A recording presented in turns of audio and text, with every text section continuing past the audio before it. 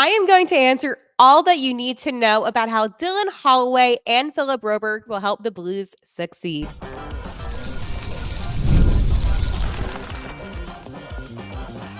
You're Locked On Blues, your daily podcast on the St. Louis Blues. Part of the Locked On Podcast Network, your team every day. And happy Thursday to all that are listening to Locked On Blues. I am your host, Haley Taylor Simon, talking to you all things about our St. Louis Blues here on the Locked On Podcast Network, your team every day.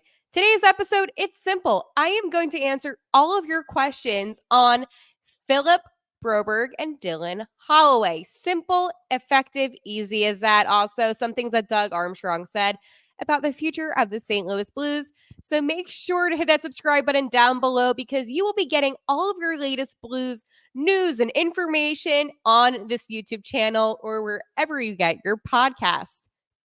I do want to let you know now through September 22nd, all FanDuel customers can bet $5 and get a 3-week free trial of NFL Sunday Ticket from YouTube and YouTube TV. Visit FanDuel.com/lockedon to get started. It has been a crazy week for all involved here with the St. Louis Blues, the Edmonton Oilers, and you know what? Even hockey fans everywhere, okay?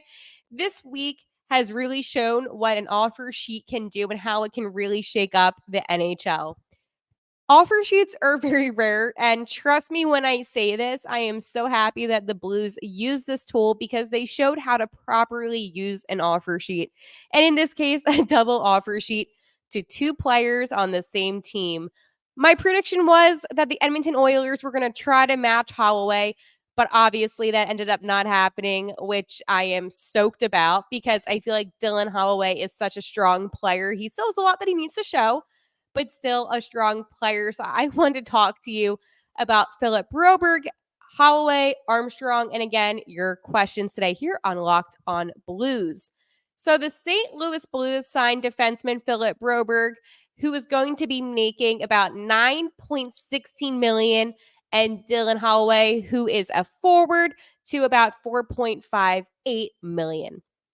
Big numbers for both of these players. It was Philip Broberg's agent, actually, who came out and said Edmonton was only offering him $1.1 million for a year, which is nothing close to what he's going to make here in St. Louis. Again, both of these numbers that I didn't mention, they're both for the 2-year contract. I want to make that known. So no, Philip Broberg isn't getting paid over $9 million for 1 year. It's both of the years combined, just so we can have some clarification on that one. So for Philip Broberg, the Blues did give the Oilers a second-round draft pick for next year's draft. And then for Dylan Holloway, the Blues gave the Oilers a third-round pick for next year's draft. You might be wondering, Hale, how did the Blues get back that second-round draft pick? Well, they swapped draft picks with the Pittsburgh Penguins. So thank you, Penguins. We've had a lot of business with the Penguins this offseason with Kevin Hayes and now this. So it definitely doesn't go unknown what the Penguins have done for our organization, at least this offseason. Besides the Blues giving up those draft picks, the Blues also traded Paul Fischer, who is one of our defensive prospects, to the Edmonton Oilers, and also some future considerations. So again, about Paul Fischer, we selected him in the 5th round of the 2023 NHL draft. He is projected to be a bottom, pair defenseman, which is fine. Edmonton can kind of use the bodies.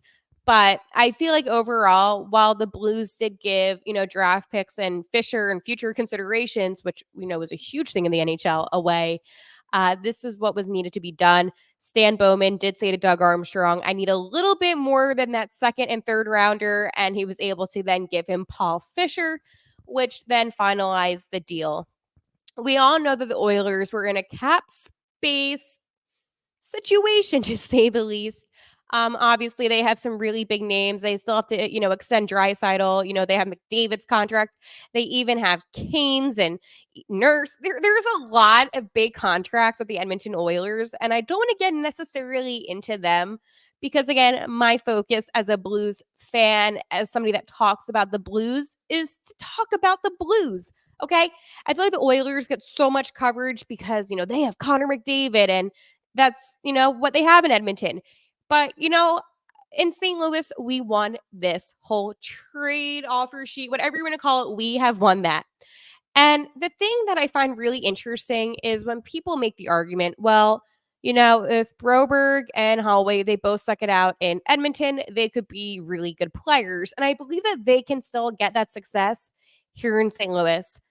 There's no question. Edmonton does have superstars, which I can acknowledge and you can acknowledge, but they wouldn't find themselves being maybe a top 6 forward, and that's for Dylan Holloway, or a top pair defenseman, and that's for Broberg in Edmonton yet. Okay.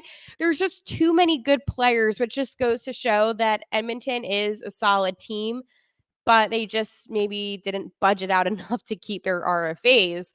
But the thing about Dylan Holloway, which I am so excited about, is that he was one of the most reliable forwards during the playoff time for the Oilers. You go back and you watch how he played, and it was beauty. There was a goal that he had against the Vancouver Canucks, and it was right in the 5-hole. It was a great goal. So I'm really excited about him. And, he was, the third liner kind of pushing for those second line minutes if he were to stay in Edmonton. So I do believe in St. Louis. Again, I don't know what's going to happen in camp. I don't know where, certain players are going to go, but I wouldn't be surprised if we did sometimes see Holloway on that second line. And it all goes back to this Oilers cap situation where they just couldn't match the cap, right? And I just want to touch on one more thing. Love him or hate him, I hate him. Evander Kane, he might need surgery, which absolutely sucks. So he'll be on LTIR. And, if we know anything about the Golden Knights, they love that word. So if the Oilers were to match Holloway or Broberg or both, they would have to move a lot for when Kane were to come back. So again, it's just one of those things where you have to truly look at the situation and understand that the value that both of these guys have is quite a lot. The St. Louis Blues now, in addition to having both of these players, have 12 players 25 years of age or younger that were drafted in the first round, which to me is something really special about this team and something special about this young core group of guys. And that's something that Doug Armstrong, he did talk about a lot, was him building around this core group of younger players. And even Dylan Holloway, during his media availability, said when he did speak to Doug Armstrong, he was very honest about the goals that he has for the St. Louis Blues. And he wants his team to get younger. And one thing that Doug Armstrong said that stuck out to me, besides the fact that he said if his mom was managing the Oilers, he would do the same thing, which kind of made me laugh a lot. Doug is funny. You have to admit, Doug is funny. But one thing that did stand out to me, and I think, again, this just goes to the future of the Blues, is that he understands that players will need time to grow into their roles. And Doug said, when he first came into the organization all the way back, and he mentioned the year specifically 2008, 2009, players were allowed to grow into their roles then. This past decade, a little over a decade, actually. Wow, it's time goes by. But he said that they were so busy trying to chase the cup that they didn't allow for much growth with players, and they were just trying to win now, essentially. And they got their goal. Okay, we won the cup, and I think that is something that you can look back on and say they achieved what they were trying to do. But he understands, now it's not that this team is retooling or, any of those words. They just need to give some of these younger players time to grow into their role, which is fine. And I think that is the right move to do for the St. Louis Blues team. I think that Doug's honestly about this whole situation makes me feel a lot better. And he wants Alex Steen, in 2 years, Steener will be the GM of the St. Louis Blues, which, again, you have no idea how happy that makes me. But he wants him to be able to have a team that can have success. And I think just talking about overall success, this is the way to do it. Being a team that has so many core young players like a Robert Thomas, a Jordan Kyrou, and I know what you say about him, but he's still a young, good player, okay? Stats don't lie. You have guys like Zach Balduke, a Jake Neighbors. You have so many guys, Matthew Kessel, Scott Perunovich, Tyler Tucker, DeBoer Dvorsky, Adam Juracek. You have so many players, essentially what I'm saying, that are truly going to shape the Blues' future for the better. And I do believe that the Blues will find success with these younger players on the team. So what Doug Armstrong said, it was facts, okay? The Blues needed to get younger. They could not get older. So now looking back at what they did this offseason with especially Suter, I don't feel as bad about it now because they do need some veteran players that are going to help shape these younger guys. But again, his main focus was on getting the Blues younger. And I think that this offer sheet allowed a great opportunity for here in St. Louis. And I know these two players are very excited about what is to come. And I will touch on that a little bit more, but I want to tell you about my friends over at FanDuel. You've heard us talk a lot about FanDuel, America's #1 sports book. Well, we have something a little different for you.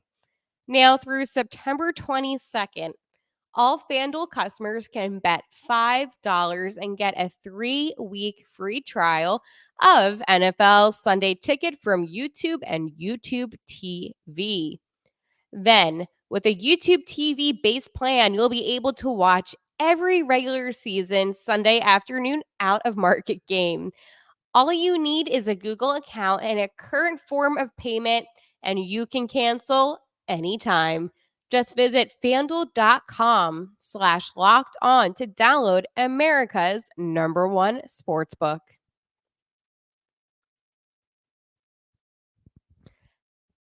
I see a lot of your comments and questions and concerns, and I want to address some of it because I feel like there has just been a lot thrown at us as a fan base over the past couple of days.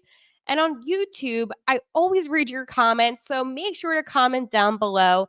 But one user in particular sent me a list of comments that I wanted to answer on this podcast because I know for me, I feel like I'm really invested with this whole offer sheet situation. And even if you're an Edmonton fan who wants a little bit more insight, I am sure that this can help you.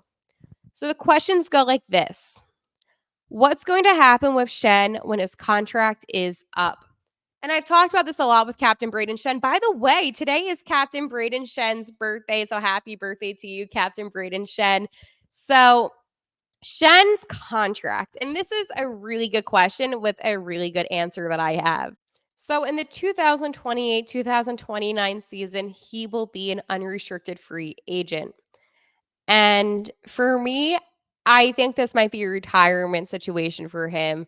You know, Braden Shen is in his early 30s, and I'm not saying that's old in real life, but in hockey, that's getting a little bit older. And I do believe that he might hang up the skates. Again, he might still want to play. I just don't know if it's going to be for here in St. Louis. But I think that after his contract ends, and if he keeps on playing the way that he has been playing, I could 100% seeing Robert Thomas wearing the C for the St. Louis Blues.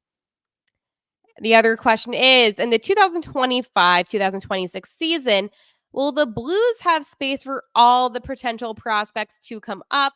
Dvorsky, Snug, Dean, maybe Juracek, Lindstein.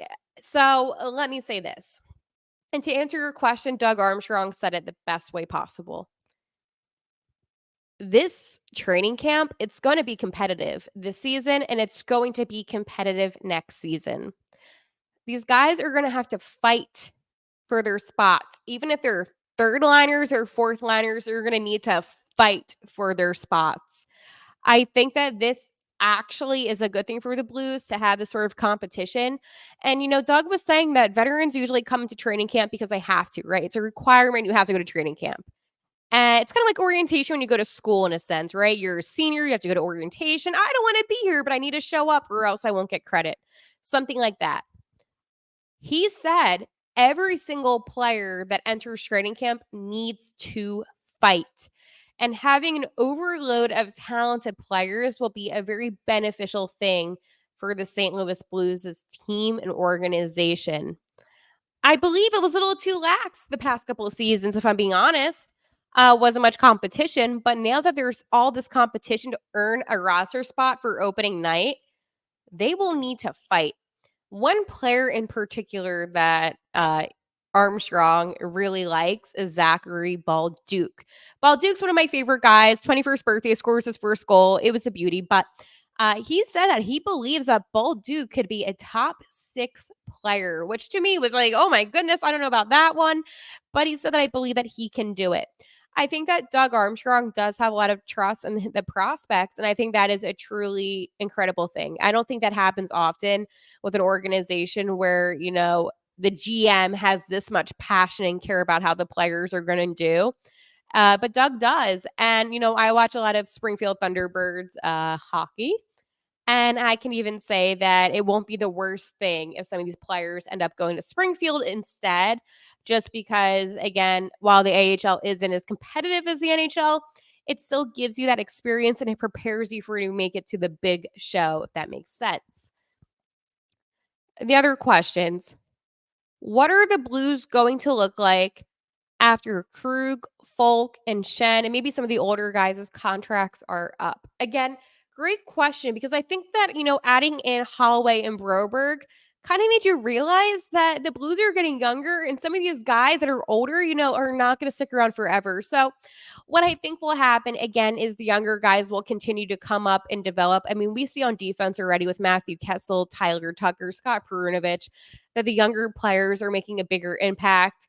And overall, all I can say is this: the Blues will be fine. I know that it's, comfortability having some of these, especially these leadership players on the team. But they need to get younger and they need to get faster and they need to get stronger in every single way possible. So to answer your question best, the Blues will be fine. They have, multitudes of players that will be able to step up. But that is why on every single team, you do need those veteran players, those key veteran players that are going to make a difference. And I think that, right now the Blues are in the best possible situation. They still have some of those older guys. And I do believe overall that the influence that they will be having on the younger players will just benefit everybody. I think the younger players will make these older players work harder because they have to really fight for their spot and their role on the team. And I believe that the younger players are going to learn a lot from the older players. Also, a little update on Torey Krug. So as we know, Krug, about a month ago, it was announced that he would need 68 weeks in rehab. And if rehab didn't work, he would need surgery for some arthritis on his ankle area. Doug Armstrong said there was no update. We're going to probably hear an update after Labor Day, closer to the season. So again, no speculation, none of that. We don't know what's going to happen. So I guess that was an update to the fact there is no update, which again, it is fine. I, again, respect the privacy of Torey Krug, but I'm just going to say this: he is indefinitely out. So I'm going to go in with the mentality that we won't see him this season. And I am not jumping to conclusions. I'm not speculating, but based on the severity of, the information that we did receive, it just didn't sound like he would be kind of coming back. But I do wish him nothing but health and success, because I actually do like Torey Krug. Awful contract, but I still allow to like the guy. I'm going to talk to you about my friends over at Indeed. If you need a hire, you need Indeed. Indeed is your matching and hiring platform with over 350 million global monthly visitors, according to Indeed data and a matching engine that helps you find quality candidates fast. Ditch the busy work. Use Indeed for scheduling, screening, and messaging so you can connect with candidates faster. And Indeed doesn't just help you hire faster. 93% of employers agree Indeed delivers the highest quality matches compared to other job sites, according to a recent Indeed survey. One thing I love about Indeed is that it is leveraging over 140 million qualifications and preferences every day. Indeed's matching engine is constantly learning from your preferences. So the more you use Indeed, the better it gets. Join more than 3.5 million businesses worldwide that use Indeed to hire great talent fast. And listeners of the show will get a $75 sponsored job credit to get your job more visibility at Indeed.com/locked on. Just go to Indeed.com/locked on right now. And support our show by saying you heard about Indeed on this podcast. Indeed.com/locked on. Terms and conditions apply. You need a hire. You need Indeed. So I want to focus on Dylan Holloway because there seems to be a lot that is being said about him. And first off, I want to say this. While it is very cool that, you can play for your hometown team in a sense, right? There's also a point in your career where you might want to expand and get better opportunity. And I think that's what Dylan Holloway is going to. I think for Holloway, he wasn't getting the minutes that he wanted. And this presents him an opportunity in St. Louis to really expand and to work on his game and get those minutes that I know that he has been wanting. He wouldn't have signed the offer sheet if he didn't want to take this opportunity. And you can be mad at him if you're an Edmonton fan all you want, but I can understand where he's coming from, okay? He was drafted in the first round. He has a lot of potential, and he just maybe felt like he wasn't going to succeed as much in Edmonton as he might in St. Louis. And I think in St. Louis, with a young group of guys, I think that he's going to fit in quite well, to be honest here. I think he's going to be able to grow his game and be uber successful on the ice. And I think that's what we all want here in St. Louis, at least. I can't speak for Edmonton. But he even said there's so much that goes into an offer sheet besides the numbers. People think I'm just going to take the better number. But for myself, we were trying to get a number with Edmonton, and it was pretty far off. With St. Louis, I was able to talk to Doug Armstrong before I signed, and he gave me a vision of where the St. Louis Blues were going and the goals that they have with this young group of guys. I wasn't sure what was going to happen with the offer sheet. I figured either way, it was going to be a good option for me. He touched on the opportunity aspect. I definitely feel like I'm going to get some more opportunity in St. Louis. Edmonton has a lot of star power up front, which will be impossible to move those guys out of their spots. I think for me, it's a bittersweet pill to follow. I'm still going to miss all the guys, but excited for St. Louis. So again, he basically confirmed what I was saying with my opinion. In St. Louis, he has an opportunity to break that top six. In Edmonton, I highly doubt he would have been able to do that. And despite how well I thought he played in the playoffs, it doesn't matter. You cannot justify moving some of the players that the Oilers have for Dylan Holloway. But he did talk about the announcement, and he said, I saw the reaction. I was at the gym with a few of the guys. A couple didn't understand, and I was getting a lot of mixed reactions from the fans. He talked about how Edmonton fans, super passionate. A lot were really upset with him, but he said there was a lot that did understand where he was coming from. He really just was happy where Doug Armstrong's head was at, and you have to respect that. I think that for, anybody that is looking at this from Holloway's perspective, he has an opportunity to play for a very passionate hockey city, kind of like, how the Oilers are very passionate here in St. Louis. So he has an opportunity to play for a great hockey city, a team with really young players and some veteran players too that have been around the league for quite a while. And he gets an opportunity for more minutes and to be a potential top 9, maybe even a top 6 one day player. So for him, it makes sense. And he gets paid more money. I know he says that he doesn't look at money as the deciding factor, but it is a nice little bonus for Holloway.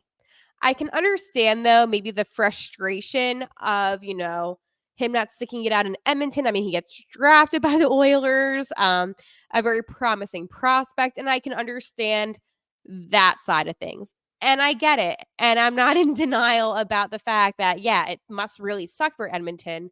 But I'm seeing some of these comments from Oilers fans specifically who basically are saying that he's not going to pan out in the NHL.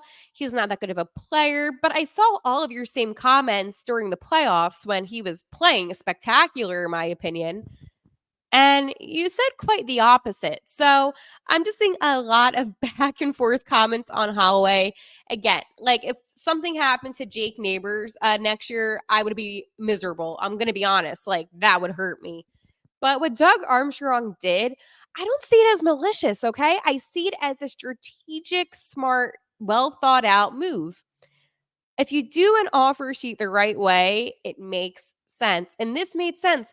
Doug knew that, the Oilers would have a very difficult time being able to match what they were presenting.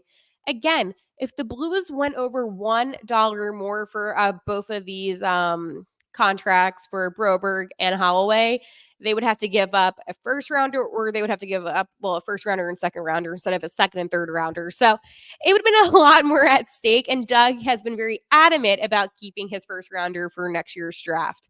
But going back on point, I think that it was done the right way. Say what you want about Bowman. It is what it is. It's an unfortunate situation for Edmonton. Smart move for the Blues. And that's why they should have signed these players. But we knew going back to the winter that even Broberg was not too happy with Edmonton.